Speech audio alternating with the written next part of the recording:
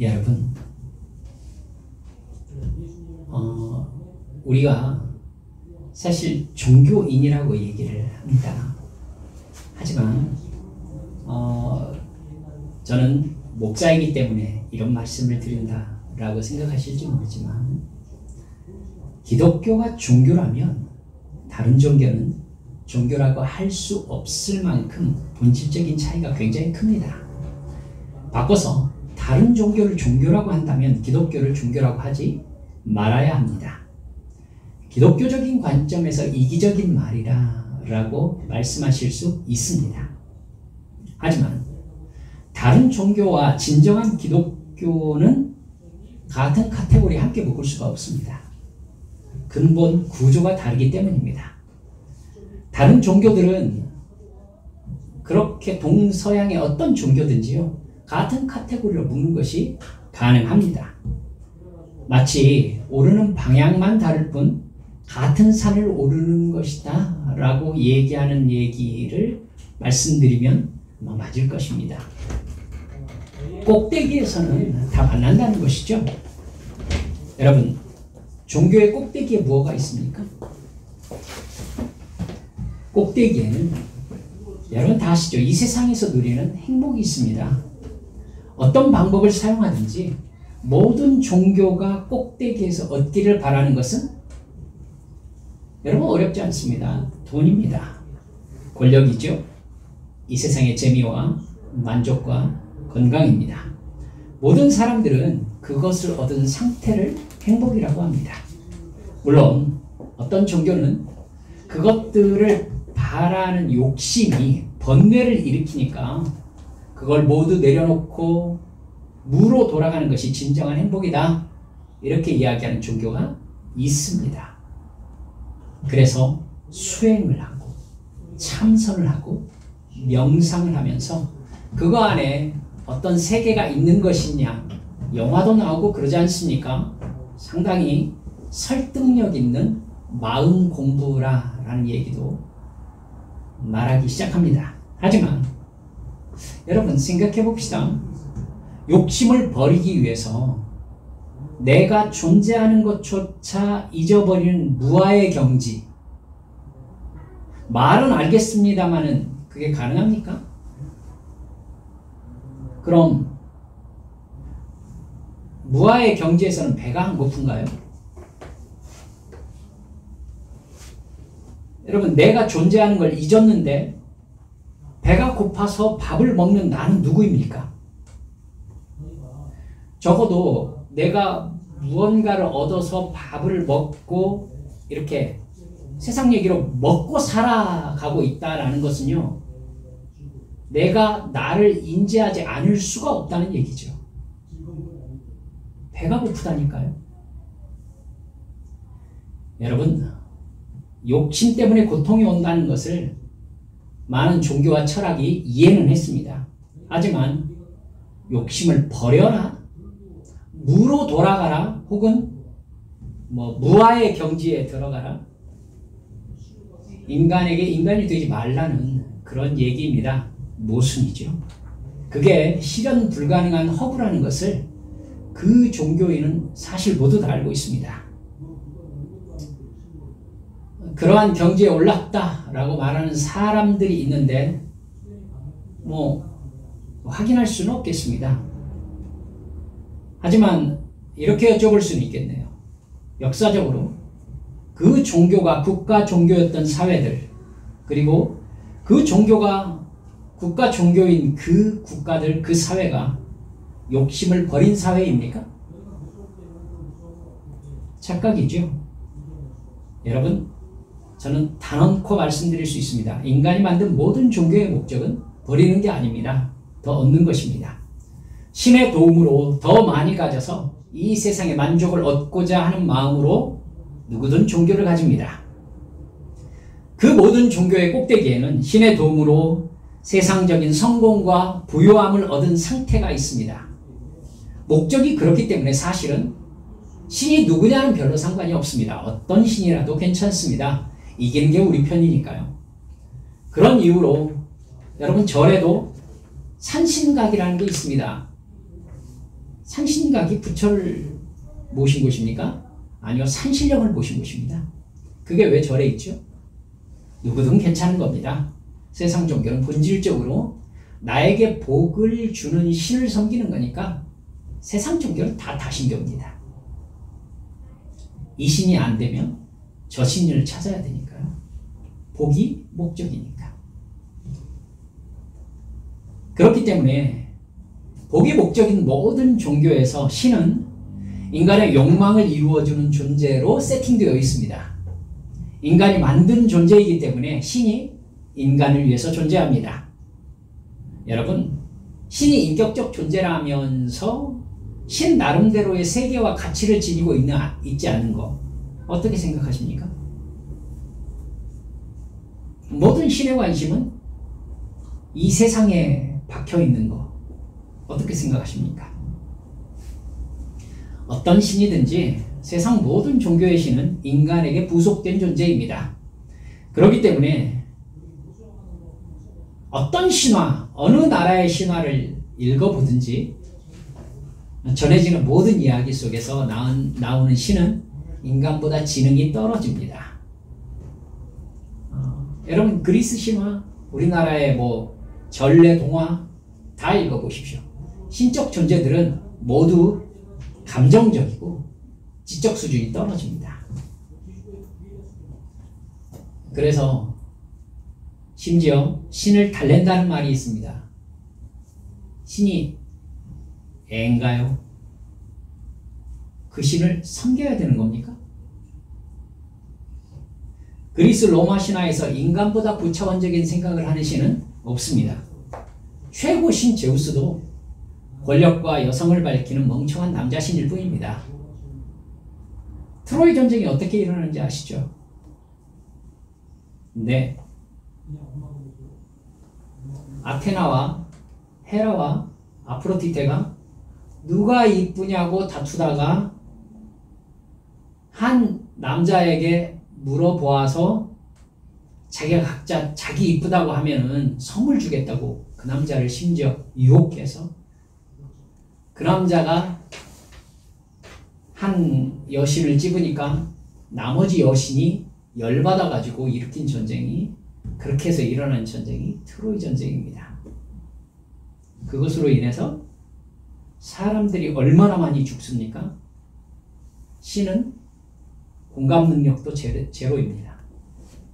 자기들은 질투만 했는데 그것으로 인해서 사람들은 수없이 죽습니다. 어떤 신이라 해도요, 인간보다 나은 것은 힘과 돈과 늙지 않는 것입니다. 그게 신에게 인간이 바라는 것이기 때문이죠. 따라서 인간의 욕망으로 만든 신과 종교 체제에는요, 여러분, 인간보다 나은 게 없어요. 그렇기 때문에 여러분 한번 생각해 보시면 아실 수 있겠지만은 인간이 꺼려하는 개념이 신화에는 나타나지 않습니다. 뭐예요? 죄입니다. 사람이 복을 받기 위해서 만든 어떤 종교에도 죄라는 개념이 명확하게 규정되어 있지 않습니다. 어떤 종교의 신이 인간의 형법과 민법과 상법보다 더 나은 죄 개념을 가지고 있습니까?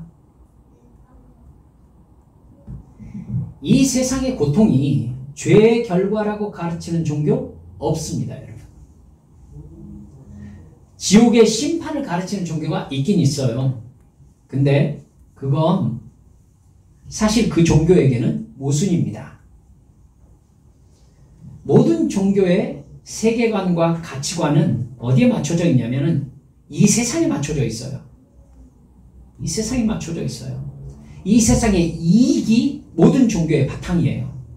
근데 그 종교에서 이 세상의 죄를 저 세상에서 형벌받는다라고 얘기해요. 그럼 어떤 결과가 되죠? 그 신은 이 세상의 악에는 아무런 영향을 끼치지 않는 신이라는 얘기가 되는 것이죠. 그러니까 모순이죠. 그런 신은 있으나 마나죠. 즉, 그 종교의 선과 악은 아무런 실제적인 능력이 없는 개념인 겁니다. 더 얘기해 볼까요? 만일 세상에 어떤 종교가 있는데 그 종교와 신을 전혀 알지 못하는 사람이 세상에서 말하는 착한 삶을 살았다고 해봅시다. 그럼 그 사람은 그 종교에서 어떻게 처리하죠? 뭐 쉬운 얘기로 불교를 믿지 않았는데 너무 착하고 이웃을 이렇게 덕을 베푸면서 살았어요. 그럼 그 사람은 어떻게 되는 거예요? 처리할 방법이 없어요. 어떤 종교든지. 여러분, 신도 내세도 인간이 만든 것이기 때문입니다. 그래서 여러분, 성경에서 얘기한 대로 어떤 종교든지 자기를 위해서 신을 섬긴다고 하는 사람들은 어리석습니다. 자기가 자기를 위해서 신을 조각하고 그 신에게 절하는 것이죠. 참 놀랍습니다. 여러분, 앞에 금칠되어 있는 상당히 많은 불상이 뒷면이 흙인 거 알고 있습니까? 뒤에 흙 떨어져 있어요. 여러분, 진정한 기독교는 구조가 다릅니다. 하나님이 모든 우주와 지구와 사람과 동물과 식물, 미생물에 이르기까지 모든 생명체를 창조하셨다라고 말씀합니다. 우주를 포함한 이 세상에는 하나님과 천사와 인간이라는 인격적 존재가 있습니다. 인간이라는 인격체를 창조하신 목적은 하나님과 사랑의 교제를 나누기 위해서입니다. 그러나 인간은 하나님과 사랑의 교제를 나누기 위해서 주신 자유의지를 자기 욕망을 위해서 사용합니다. 타락한 천사인 사탄이 그 빌미를 제공했습니다. 인간은 사탄과 연합해서 하나님처럼 지배하고 경배받는 신이 되고자 하나님을 배반합니다. 그 결과는 하나님을 배반한 사탄을 위해 만든 영원한 지옥의 죽음에 인간도 동참하는 것이었습니다. 지구를 인간과 사랑을 나누는 장소로 창조하신 하나님의 사랑은 인간의 타락으로 내 창조 법칙이 어긋나게 됩니다. 인간의 타락으로 이 지구 역시 저주를 받습니다. 그러나 하나님은 그런 인간을 죄와 그 죄의 결과인 영원한 죽음에서 구원하시기로 작정하셨습니다. 아들 예수 그리스도를 이 세상에 보내셔서 인간이 당해야 될 죽음을 대신 십자가에서 치르게 하셨습니다. 그리고 예수님을 다시 살리셔서 영원한 천국으로 올리신 다음에는 하나님의 영이신 성령님이 오셔서 택한 사람 각자에게 예수님의 대속의 죽음과 부활을 믿게 해주시고 그 구원의 은혜를 받아들여 믿는 사람에게는 죄 때문에 죽었던 영이 다시 살아나게 해주셨습니다. 그리고 머지않아 예수 그리스도께서 지구에 재림하실 것이고 그리고 주님께서 작정하신 그 어느 순간만큼 이 지구가 창조의 목적이 온전히 회복되어지는 하나님께서 인간을 만드시고 영적 존재를 만드셨던 모든 하나님의 태초의 창조 목적이 완벽하게 회복되어지는 기간을 인간은 맞이하게 될 것입니다. 그때 무덤이 모든 사람들을 내놓을 것이고 하나님의 심판이 있게 될 것입니다. 그 시기가 끝난 다음에 영원한 천상에서의 하나님과 영원한 사랑의 교제가 이어지게 될 것입니다. 여러분, 그 시간을 기다리고 있는 영으로 살아난 사람에게는 하나님이라는 신과 죄에 대한 인식이 생겨납니다. 죄와 그의 결과인 영원한 멸망의 지옥, 거듭난 사람이 들어가는 영원한 생명의 천국을 인식하게 되는 겁니다. 이 세상에서의 육신의 삶은 영원한 세계의 삶을 준비하는 과도기적인 시간이라는 것을 알게 됩니다. 하나님과 얼굴과 얼굴을 대하여 보면서 사랑을 나누는 창조 목적이 완전히 성취되는 시간이 지금 다가오고 있다는 것을 인식합니다. 그 시간까지 이 세상에서 성령의 인도하심을 따라 하나님의 말씀에 순종하는 옳은 삶을 사는 것이 내가 이 세상에 존재할 목적이라는 것을 알게 됩니다. 천국은 사랑이 영원하고 완전하게 이루어진 세상이기 때문에 이 세상에 사는 천국 시민은 불완전할지라도 하나님을 사랑하고 이웃을 사랑하는 삶이 마땅하다는 것도 알게 됩니다. 나에게 주어진 상황에서 최선을 다해서 열심히 노력하며 살아가는 이유는 육신의 욕망 충족이나 만족을 얻는 것이 아니라 하나님을 사랑하고 예배하며 복음을 전하고 고아와 과부와 가난한 자와 나그네를 도우면서 살아가기 위해서입니다. 교회가 존재하는 목적도 바로 그것을 위해서 존재하는 것이고요. 거듭난 사람의 세계관은 이 세상을 넘어선 세계까지 확장되어 있습니다. 그래서 가치관이 이 세상에서의 이익을 추구하는 종교와 완전히 다릅니다. 진정한 기독교인의 최고 가치는 영원한 생명입니다. 이 세상의 행복이 아니라. 그 가치를 품고 이 세상에서 살아가는 방법을 성령께서 말씀을 통하여 우리에게 가르쳐 주십니다. 따라서 진정한 기독교인이 이 세상에 사는 동안 추구하는 것은 이 세상의 이익이 아니라 옳음입니다. 옳음. 무엇이 하나님의 뜻인가? 라는 말은 무엇이 진정으로 옳은가라는 의미입니다. 거듭났다는 말은 이익을 위해 살았던 삶이 하나님의 뜻, 즉 옳음을 위해 살게 되었다는 뜻입니다. 하나님께 은혜를 받았다는 얘기는 그 얘기에서 확장시켜보면 내 필요를 충족받았다, 내가 바라는 돈과 뭔가 얻고자 싶어했던 것을 내가 충족받았다라는 의미가 아니라 하나님의 뜻을 깨닫게 되었다. 하나님과 내가 하나 될 수 있게 되었다. 라는 게 진정한 은혜와 복의 의미인 것입니다. 여러분, 그렇기 때문에 기독교인은 옳음을 철저하게 추구합니다. 그래서 성경에는요, 이 세상의 어떤 종교의 경전에도 그렇게 등장하지 않는 공의와 정의라는 말이 수도 없이 기록되어 있습니다. 하나님이 성경 선지서에서 계속 말씀하시는 것은요, 정의, 공의, 즉 이것이 옳으냐라는 말입니다. 예수를 믿고 거듭난 사람이 지키는 법 개념은요, 이 세상의 어떤 법으로도 규정할 수 없는 마음과 생각에까지 미쳐 있습니다. 10계명의 10번째 계명이 무엇입니까? 내 이웃의 것을 탐내지 말라예요. 탐내지 말라. 탐내지 말라는요, 참 많은 개념을 포함하고 있습니다. 탐내지 말라는 행동이 아니죠. 마음이라고요. 근데 10계명 안에 들어와 있습니다. 이게 하나님의 기준이에요. 세상에 어떤 형법과 민법과 상법도 하나님의 법에 미치지 못합니다. 세상의 법은 이익의 침해를 죄로 규정합니다.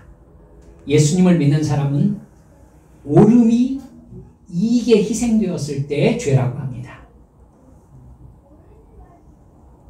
그래서 성경은 사랑하지 않는 것을 이 세상 어떤 법도 죄라고 하지 않지만 성경만 죄라고 얘기합니다. 사랑하는 것이 하나님의 뜻, 즉 옳음이기 때문입니다. 이스라엘이 왜 하나님께 멸망의 징계를 받았습니까? 하나님의 뜻, 즉 옳음을 따르지 않고 인간의 욕망, 즉 이익을 추구했기 때문입니다. 그건 이 세상의 법칙으로는 너무 당연합니다. 하지만 분명히 이익을 추구하는 인간의 본질 자체가 죄인이기 때문에 여러분, 인간은 누구든 자기 이익을 위해서 죄를 짓게 되어 있습니다. 미워하게 되어 있고 시기하며 질투하게 되어 있고 그것으로 인하여 살인하게 되어 있고 거짓말하게 되어 있습니다. 사기치게 되어 있습니다. 모두 다 무엇을 위해서 하는 일입니까? 이익을 위해서 하는 일입니다. 여러분, 이 이익을 위한 종교에 이스라엘이 빠졌을 때 신을 인간 이익의 실현자로 여기게 된 것입니다.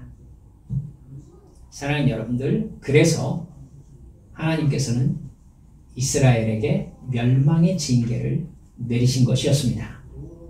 하나님에 대한 배신이었기 때문이죠. 하나님이 가나안 땅을 주시면서 그들에게 뭐라고 하셨습니까? 너희들은 이익을 위해 사는 존재가 아니라 하나님을 섬기며 옳음을 위해 사는 존재들이다 라고 분명히 계명을 통하여 알려주셨기 때문입니다. 하나님의 뜻에 순종하는 것이 어떤 삶인지 오늘 우리가 읽은 성경 말씀이 가르쳐주고 있습니다. 이스라엘 민족은 이집트를 탈출한 다음에 홍해를 건너서 시내산으로 갑니다.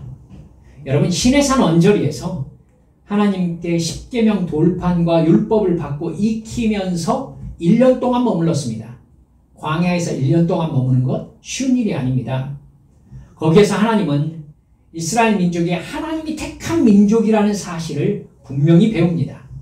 이스라엘의 신이 하나님이심을 하나님께서 가르쳐 주셨습니다. 그리고 하나님의 민족이 어떻게 살아야 하는 것인지를 율법, 즉 법조항을 통해서 가르쳐 주셨습니다. 하나님을 섬기고 사랑하는 법, 사람끼리 어떻게 사랑하며 살아야 되는지에 대해서 하나님의 법을 깨닫게 하시고 어떻게 사는지를 친히 경우의 수까지 대하면서 이런 경우에는 이렇게 저런 경우에는 저렇게 하면서 가르쳐 주셨던 거죠. 여러분, 이스라엘 백성들은 이집트에서 430년 동안 인간의 욕망을 상징하는 이집트의 다신을 숭배하는 것에 너무 익숙해져 있었습니다. 그 문화 속에서 살아온 이스라엘 민족은 신의 산에서 1년 동안 머물면서 진정한 신이 누구인지, 그 신과 어떤 관계를 맺어야 되는지를 배웠습니다. 하나님께서 살아계신 증거를 만나와 반석에서 흘러나오는 물, 메추라기의 기적 등을 통해서 실제로 경험했습니다. 그렇게 1년 동안 하나님과 함께 지내던 이스라엘은 드디어 가나안으로 출발합니다. 우리가 읽은 본문에서는 이스라엘이 어디로 어떻게 행진했으며 어디에서 진을 쳤는지에 대한 원칙을 구름기둥과 불기둥의 인도하심으로 설명하고 있습니다. 구름기둥과 불기둥을 제가 배우기도 했습니다만, 광야에서 태양빛을 막아주고 밤에 추위를 막아주는 조치를 하나님이 취하신 것이다 라고 배웠습니다. 여러분도 배우셨습니까? 기발하죠? 그렇게 믿지 말아주시기 바랍니다. 여러분, 하나님의 어떤 움직임도 인간의 이익으로 해석하려고 하니까 그렇게 얘기하는 거죠. 그죠? 구름기둥이 인간에게 주는 이익, 불기둥이 인간에게 주는 이익, 이 관점으로 접근하니까 그런 해석이 나오는 거예요. 그렇죠? 성경을 그런 식으로 해석하면 안 됩니다. 하나님의 임재의 증거로 충분합니다. 본문 말씀을 보니까 구름기둥과 불기둥은 성막 위에 있었죠. 여러분, 이스라엘이 300만이 넘습니다. 그 사람들이 전부 따뜻할 만한 불이 성막 위에 있으면 성막이 안 탑니까? 성막 위에 지금 몇 도짜리 불이 있어야 되는 거예요. 그러지 말라고요. 그게 아니라 이스라엘 진영 어디에서도 분명히 보이는 하나님의 임재의 증거가 성막 위에 구름기둥과 불기둥이었던 겁니다. 이스라엘은 구름기둥이 움직이면 장막을 걷고 짐을 챙겨서 움직이기 시작했습니다. 어디로 가는지는 여러분 모릅니다. 구름기둥이 가는 만큼 갑니다. 그러다가 구름기둥이 멈추면 거기에 장막을 펴고 머무릅니다. 여러분, 19절에 보니까 구름기둥이 성막 위에 머무는 날이 오래일 때에는 이스라엘은 하나님의 명령을 지켜서 행진하지 아니하였다, 이렇게 이야기하고 있습니다. 여러분, 심지어 1년이든지 구름이 성막 위에 머물러 있을 동안에는 이스라엘 자손이 행진하지 아니하였다라고 굳이 밝히고 있습니다. 여러분, 왜 같은 말을 반복하면서 구름의 인도를 받았다라고 계속 말씀하시는 걸까요? 구름이 여러분 시편 23편의 목자를 생각하시면 틀림없습니다. 구름기둥과 불기둥의 역할은 시편 23편의 목자의 역할입니다. 예수 그리스도를 믿고 진정으로 거듭난 사람은 자신을 하나님의 인도하심을 받는 양으로 생각합니다. 예수님께서도 뭐라고 하셨죠? 나는 선한 목자라. 인도하시는 분은 하나님이십니다. 나는 이 세상에서 예수 그리스도의 십자가 대속의 죽음과 부활을 전하는 메신저로 부름받았습니다. 가족들에게, 이웃에게, 직장에서, 학교에서 예수님의 신부로, 하나님의 자녀로, 성령 충만한 사명자로 사는 것이 나의 삶입니다. 그 사명을 위해서 여러분 열심히 돈 벌고 계십니다.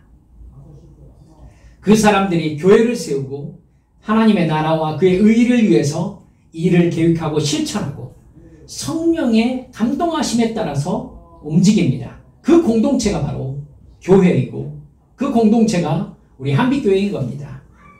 그의 나라와 그의 의를 위해 주의 인도하심을 받는 공동체에게 하나님은 약속하신 대로 이 모든 것을 더해주고 계십니다.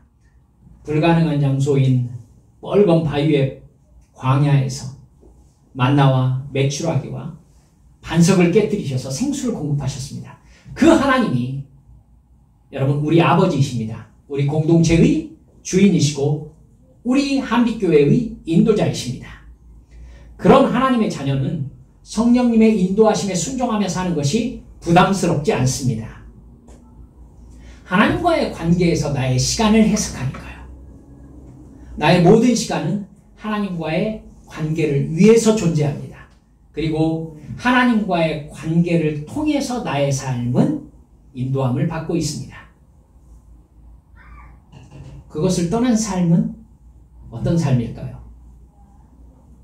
예를 들어서 우리 밖에 있는 이 꼬맹이가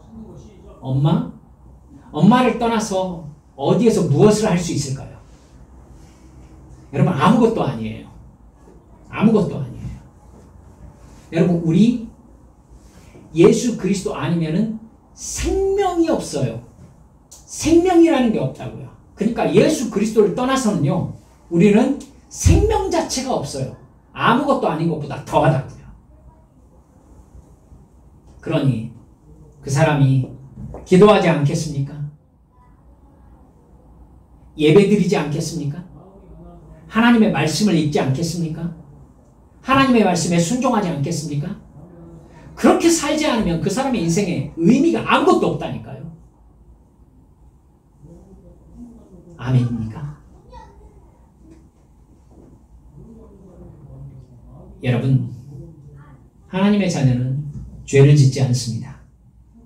그리고 그것이 자기의 속박이라고 느끼지 않습니다. 세상 사람이 아니니까요. 하나님의 말씀이 선입니다. 옳음입니다. 그 옳음을 순종하며 추구하며 실천하며 사는 것이 바로 믿음인 거지요. 만약 인간의 이익이 목적인 종교라면 여러분 이스라엘 백성들이 구름기둥이 머문다고 1년 동안이나 광야에 머물 이유가 없죠. 가나안 땅이 어딘지 이스라엘 모든 사람들이 다 알고 있습니다. 그냥 쭉 가면 아무리 늦어도 한 달이면 모든 사람들이 가나안에 들어갈 수 있습니다. 그러나 여호와 하나님은 인간의 욕망을 이루어주는 인생의 부속신이 아닙니다. 하나님이 주권자이시고 목자이신 것이죠. 하나님의 자녀는 그렇기 때문에 철저하게 하나님의 말씀, 즉 옳음을 추구합니다. 옳음을 따릅니다. 하나님의 뜻을 깨닫는 데 기도의 목적이 있습니다. 내가 어디에서 무엇을 하든지 한순간도 하나님의 나를 떠나지 않으심을 믿습니다. 어떤 상황에서도요. 그게 사실이기 때문입니다. 말씀을 정리합니다. 여러분, 교회가 본질적인 구원의 삶을 잃어버렸습니다. 세상의 이익에 집착하고 있습니다. 교회가 옳음을 추구하지 않고 이익을 추구하고 있습니다.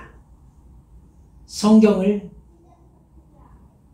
구원받지 못한 이익의 관점으로 모든 성경을 해석하려고 합니다. 그래서 이익으로 사람을 흥분시키는,